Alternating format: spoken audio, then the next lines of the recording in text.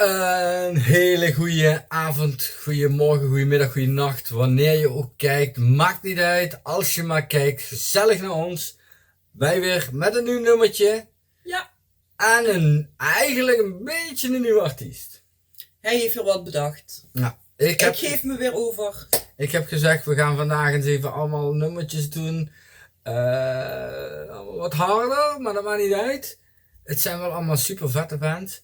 En bands die ik ken, maar die Bianca introduceer en jullie introduceer. Ja. En deze band hebben we gezien. Met een samenwerking. Met een samenwerking met Baby Metal. Ja. Slaughter to Prevail. Magnifieke band. Komt uit Rusland. Maar heeft helemaal niks met Russen te maken.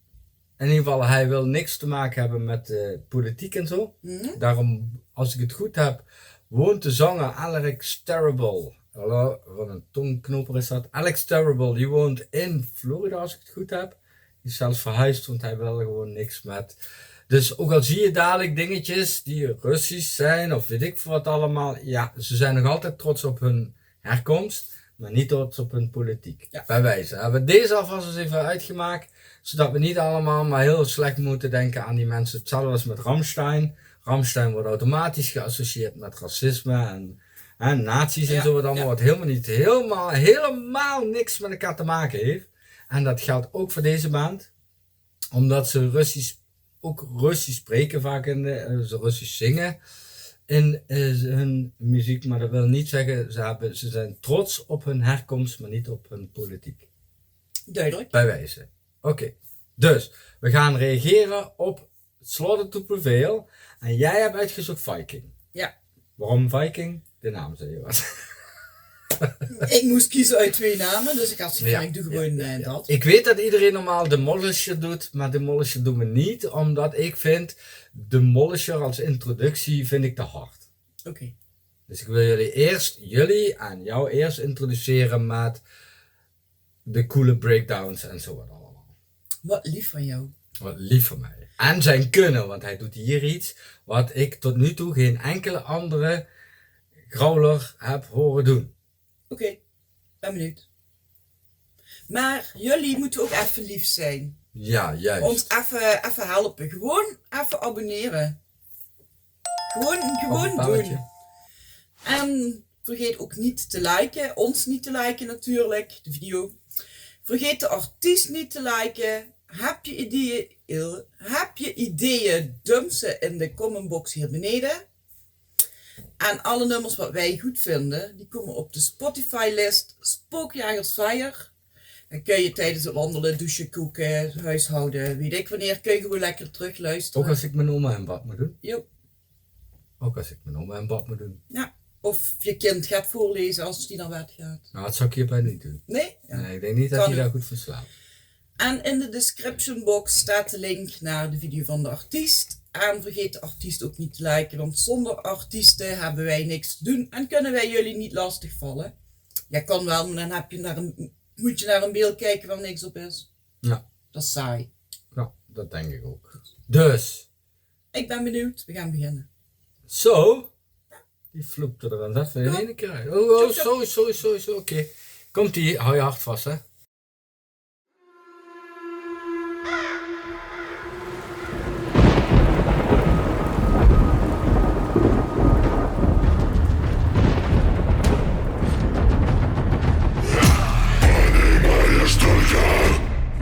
Язык меча, что ж, так прольется кровь. Так прольется кровь. Мой язык бескостный станет железом, чтобы ковырять. Чтобы ковырять. Понимаешь только язык меча, что ж.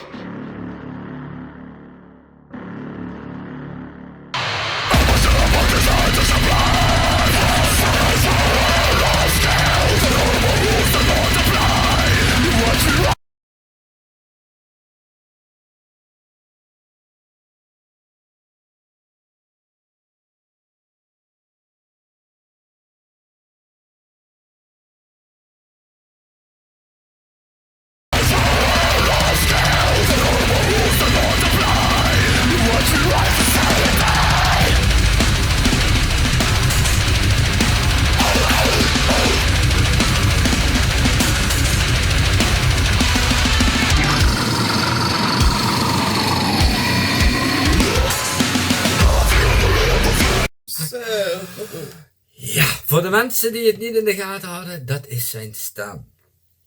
Ja, ik had het in de gaten. Ik kreeg het toevallig mee, maar Jezus, hé.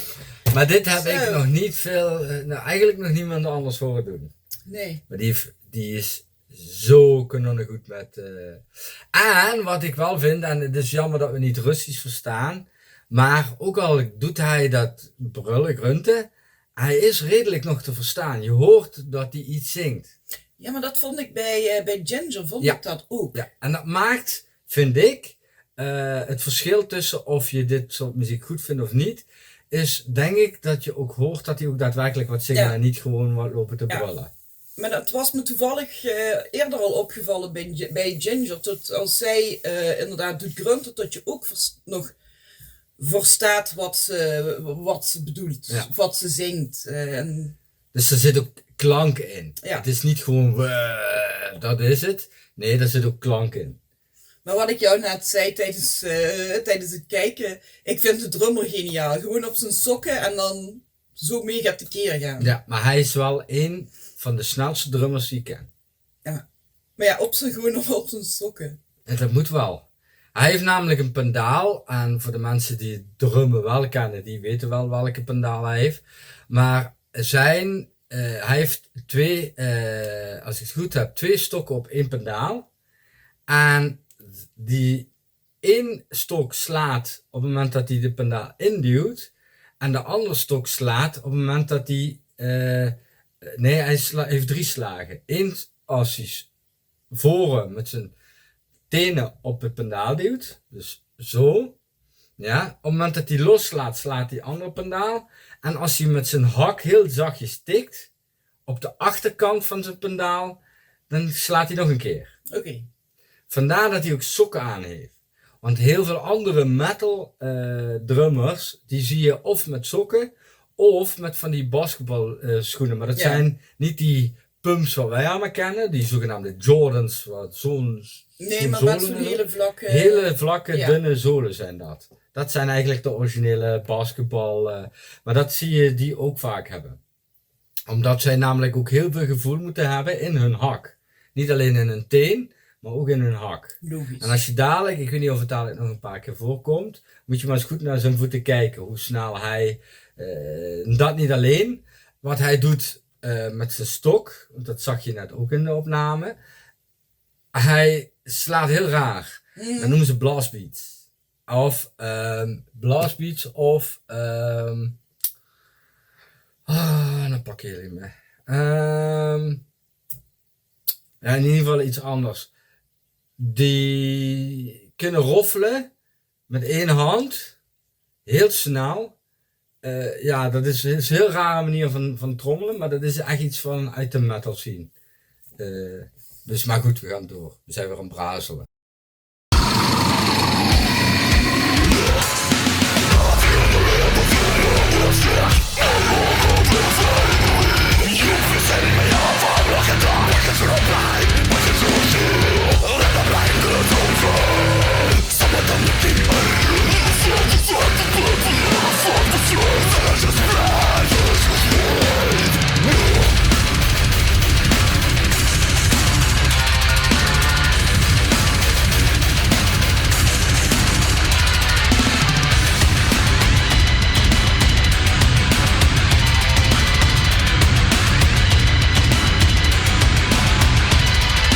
Понимаешь только язык меча, что ж?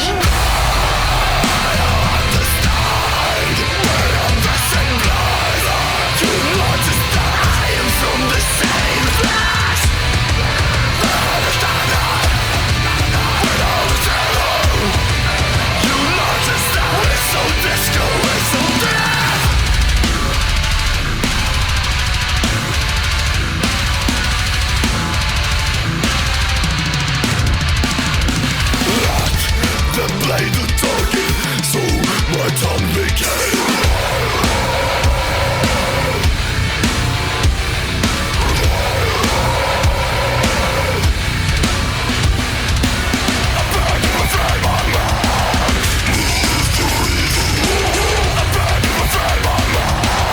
She's my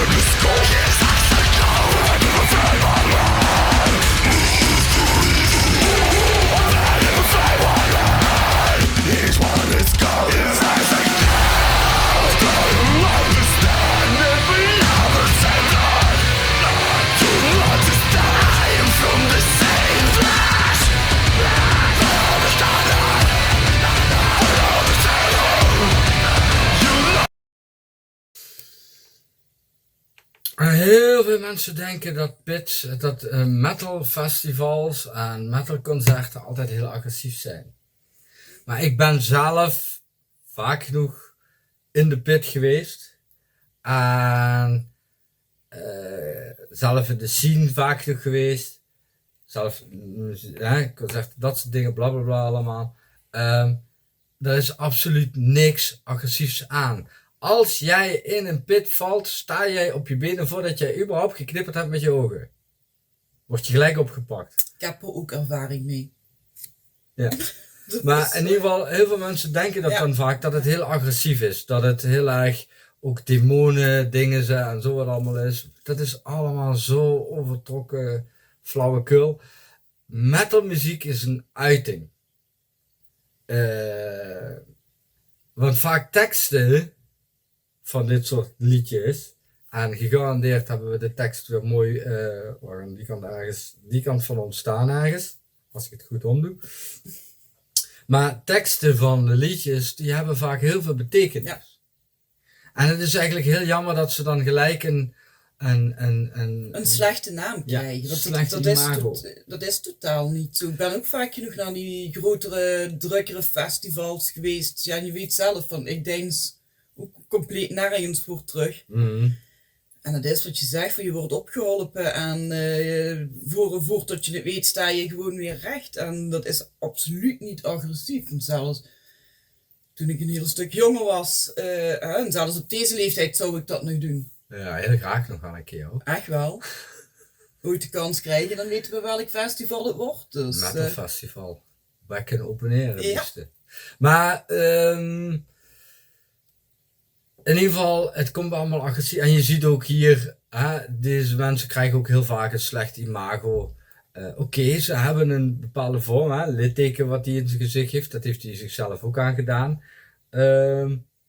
Misschien dat ze daarom ook al vlug een slecht imago krijgen. Maar ik weet toevallig van Alex Terrible dat een hele lieve vent is. Dat zei je, ja. Dat gewoon een enorme goedzakker is. Dus het is zo jammer eigenlijk dat de scene ook gewoon een slechte naam krijgt door mensen die de muziek niet begrijpen. Ja. Terwijl als ze zich eens een keer zouden verdiepen, en daar hebben jullie nu voor, daarom reageren jullie nu op dit soort nummers, ja. Gewoon leren het eens kennen. Open jezelf eens voor andere muziek. Net zoals dat wij ook vragen van, goh, als jullie andere muziek hebben, zet het eronder. Behalve die ene. Maar goed. Ja, dus zet het gewoon eronder. Ik reageer graag op hip-hop of dat soort dingen. Zeker. Dat Tuurlijk. vinden wij niet erg. Zet het erin. Dat maakt mij niks uit. Want je moet je openstellen. Voordat je een oordeel kan treffen over iets, moet je er ook iets van weten. Ja. Dat klopt. En voor de rest is het gewoon keigoede muziek. Ja. Dan ga je in de terug en dan kijken we hem nog even af.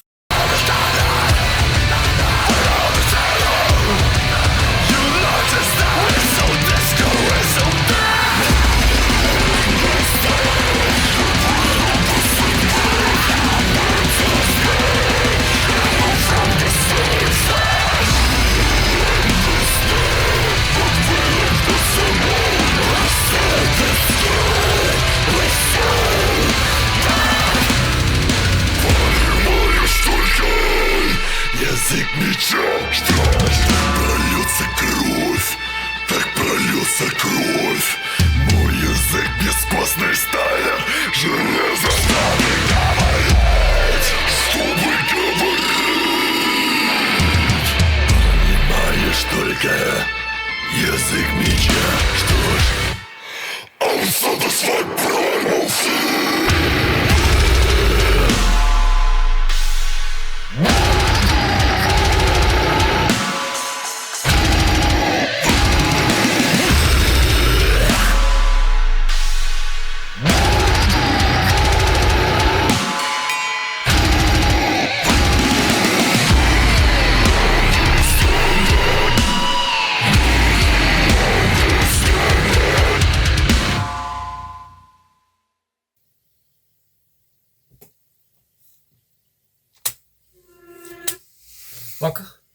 Ik ben wakker. Jullie ook allemaal wakker? Maar ik vond het absoluut niet slecht. Nee. Dus, Als je leert luisteren naar muziek, dan leer je het ook soms waarderen. En dan denk je van, hé, dat is misschien toch wel... Oké, dit is wel natuurlijk... Ik denk dat dit voor mij de meest harde band is die ik luister. Dit is echt, ja. Ja. Ja, dat hier zo, dat is wel... Misschien zijn er hardere bands die misschien ook goed zijn. Ik heb wel eens andere bands gehoord. Dat dan echt death metal is en zo het allemaal. Daar had ik moeite mee, maar daar heb ik wel naar geluisterd. Dat gaat weer echt te ver. Je moet natuurlijk ook ergens... Een grens trekken. Nee, ja... ja, je mag natuurlijk niet zeggen dat het geen muziek is, maar als je in één ritme door alleen maar blastbeats hebt en alleen maar screamo en dingen zo wat niet te verstaan is, en ja, dan trek ik daar even niet aan. Maar Ja. er zijn ook mensen die dat mooi vinden en die moeten dat moet je ook Tuurlijk. respecteren. Maar daar hebben we ook alle respect voor. Maar dit is mijn grens, een beetje, denk ik. Dit zou ik zelf persoonlijk luisteren als ik in zo'n enorme... Ja, welke bui moet ik dat zeggen? Zo'n beetje boos ben. En dan- Tasthumeur bij. Ja, zoiets. En dan lekker gaan wandelen met de koptelefoon op die muziek en gewoon alles om je heen vergeten. Ja, dat kan. Ja. En als je dan de tekst gaat luisteren... Dan moet ik eerst Russisch gaan leren, maar... Nee, ja, oké. Laten we als we eerst de tekst aan gaan, dan kom je er dan ineens achter dat het nummer over iets heel anders gaat dan dat jij waarschijnlijk Maar denkt. dat maakt niet uit. Het gaat gewoon om... Het zijn in ieder geval geen nummers waar het over liefde gaat. Laat het daarover Nee, gaan. dat is niet een nummer wat je op je trouwdag op je... Ja, oké, wij hadden nu ook niet hele erge standaard muziek tijdens ons... Nee, zeker niet. Maar ik denk dat als we dat hadden opgezet, dat die mensen wat er waren opgestaan. Dat was ook niet erg geweest. Voor de meesten, die hadden daar echt niet hoeven zijn voor mij, hoor. Nee, maar... Dus dat het moest. Nou, in ieder geval, ik hoop dat jullie het leuk vonden. Hebben jullie nog commentaar? Willen jullie er wat over zeggen? Of willen jullie iets voorschrijven wat we anders moeten reageren? Vergeet dat niet in de commentbox te zetten. En voor de rest zou ik zeggen bedankt voor het kijken en tot de volgende. Tot de volgende. Doei!